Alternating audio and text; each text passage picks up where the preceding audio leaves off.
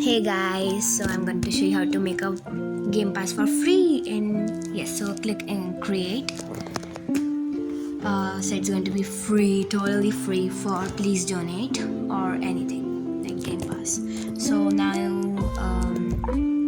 the page which will appear will be like something like this.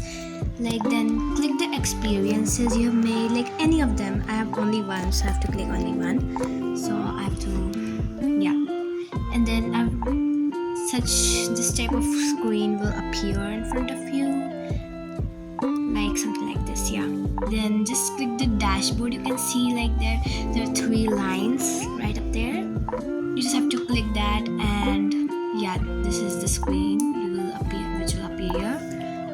Then monetization, click passes, you will see it, and this is the one. I've created such passes already. Then create a pass, click on create a pass. Yep.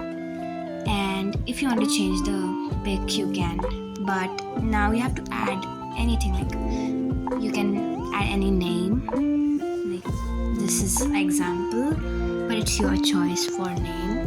And description is optional, and then you just have to click create pass after it, and then pass created successfully.